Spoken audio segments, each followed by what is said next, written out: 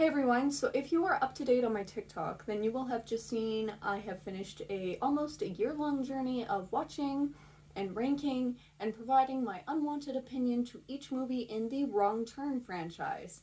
If you have no idea what the fuck I am talking about, you're obviously not following me either close enough or at all on TikTok, and you should really get on that. So I wanted to ramble for a little longer on everything, as I usually do, so here we are.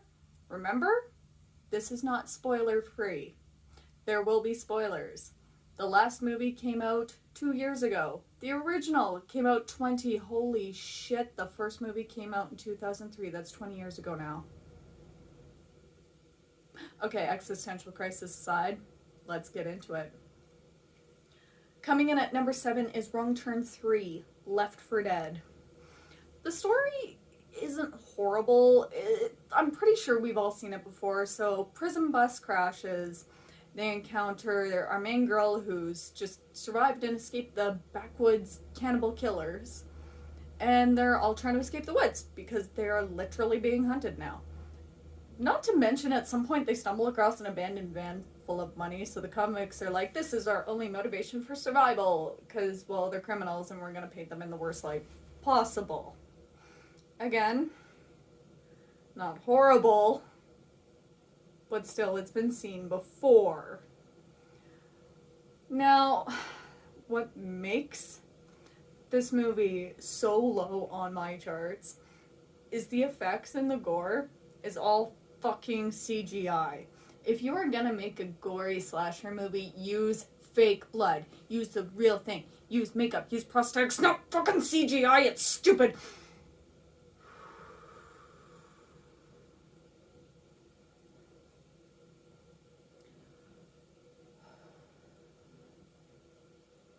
At number 6, we have Wrong Turn 5, Bloodlines. This one, honestly, is just fucking forgettable. If you ask me what the storyline and, like, the synopsis for this movie is, I'd probably have to stop and look it up because I could not get into this one. The characters, I remember, are annoying as hell. And you're just wanting them to die. And I don't know, it feels like it was just kind of thrown together, and it's like, oh, we've made 4 of these, we're doing 5, let's just kind of throw something together, hope for the best here. So it gets a little lazy. And, yeah, you can tell, like, even the creators are just like, really, we're making another one. And that leads into number 5, where I have placed Wrong Turn 6, Last Resort. This movie really shows what I mean by they are getting fucking lazy. This movie moves a lot away from, like, the crazy killings and the mindless killings with, you know, because it's all throughout these movies, that we get it. They're cannibals, they're inbred killers. But this movie almost goes into trying to justify the whole keep it in the family, pure blood type bullshit and tries to move into, like, more of a serious dramatic thing. And it's just really fucking stupid. The kills are okay, but they're very rushed, although there is a very unique use of a fire hose that I am still not over that one. And if you know, you know. But we get it. We know the main killers are inbred, and they are a product of years of incest. You don't need to justify it. So now that we're moving into the top 4, this is where I start getting a little nicer and I actually start liking these movies. So at number 4, I placed Wrong Turn 2, Dead End. And I love the concept of this one, honestly. So for starters, instead of just trying to regurgitate the original story from the first movie, like a lot of sequels tend to do, the victims are actually in these woods willingly. The storyline is based around, like, a survival TV reality show, and back when this was released in, like, the 2000s, I think it was, like, 2004, 2005, could have been later, I don't know. I know the original came out in 2003, I can't remember the year. But survival reality shows were a big thing. So, you know, all these people go on to try and win some money, but it turns around because now these people are literally just trying to survive because they are being hunted by crazy backwoods killer people. And I'm all for it. It's great. So at number 3, we have Wrong Turn, the reboot from 2021. Now with reboots, I do try to have a bit more of an open mind. I understand when they're remaking older movies, they're trying to make it more appealing to today's viewers. Like in 2003, we got a breath of fresh air to the slasher genre. I won't go too much into it because I have my own blurb on that. But for this, we still have kind of like a recluse cult living in the woods. They're living off the land, they're off the grid. There's possible incest, but it's not, you know, they don't dive into it as much. And except these people aren't actually hunting down and trying to kill off our hikers in the story. They're just out hunting, trying to survive. And they're just kind of being a bit of an inconvenience to the hikers. Like, they're not really crazy about people coming up into the woods and stuff, so they do set traps all throughout to kind of keep people out as like a warning, like, hey, stay the fuck away from us, this is our land. But they're not actively hunting them. And the hikers kind of turn around and do kill one of their members. The members are like, no, not today. So the surviving 4 characters, it starts as, they're taken in, they're put on trial, one of them's killed off, one of them's horribly maimed.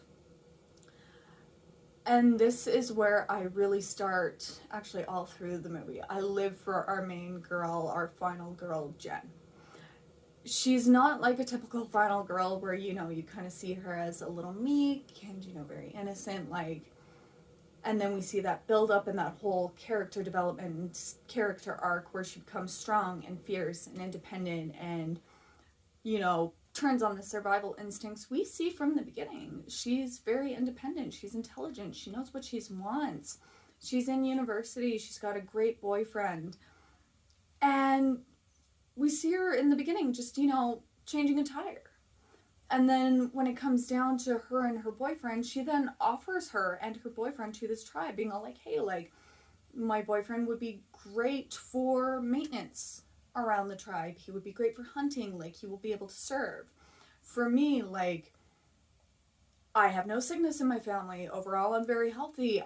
Make a great wife. I'm great for childbearing, kind of thing. Like, just finding a way to keep them alive and out of harm's way. And then later on, she escapes the cult because, of course, her dad comes looking for her. She has a strong relationship with her father. And they go through... Yeah, I just dropped something. And we're just going to keep going like nothing happened here. So they escape, and she starts fighting off all these people who are figuring out, hey, this bitch is escaping. And then at the very end of the movie, head of the cult, who she was married to and is weirdly attractive, comes down and, you know, kind of infiltrates her home, finds where she lives. She comes home, he's sitting with her mom and her brothers, and she's just like, oh, like, leave us alone. And she's like, hey, I will come with you, but you don't hurt my family. You just take me, only me, you leave my family the fuck alone. Cult leader's like, cool, let's go. And they go. And then during the end credits, you see, like, this RV that she's taken off and swerving. She kills everybody in that RV except for a little girl, because, you know, we gotta keep the kid alive. And through the whole story, like, she comes close to this kid. But she kills them all off. Because she just knows how to act under pressure. She knows what the fuck she's doing, and she knows what she wants. So I live for that main character. I really like how this kind of turned away from the slasher, went more towards survival and thriller. It's still a fun watch, and I really like it. But at number 2, we head into the original Wrong Turn 2003. I love the original. I didn't watch it, obviously, when it first came out because I was 11. But when this came out, the slasher genre at that time was kind of in a lull, and for its time, Wrong Turn breathed new life into that slasher genre. The acting's incredible, the effects are brilliant, the story is so well written. It doesn't overly play into a lot of the tropes, but we do see it a little bit. And it shows straight up how to adapt and survive and what you need to do in these shitty situations. And it's just a fun watch. And it aged actually pretty decently well, so even better. Now let's But number one, and I know I am going to get grief for this, but my favorite out of all of these movies is Wrong Turn 4 Bloody Beginnings. Yes, beginnings as in prequel. This one plays on all the tropes. We got a group of teens, they take refuge in an abandoned asylum, which we find out the killers were there before it was abandoned. And, you know, like the maniacs revolted one night, but anyway, besides that. But we see them drinking and smoking and sneaking off to do the nasty, and it's so much fun to watch. And for me, it's bad in a fun way, not bad in a I'm going to forget this ever existed kind of way. That mindset is set for 3, 5, and 6. So that is my unwanted ranking on all of the Wrong Turn movies. Your number one is most likely different from mine. So if it is, let's hear it. And if you're the odd one like me that loves it, like, come on, let's gush over it together.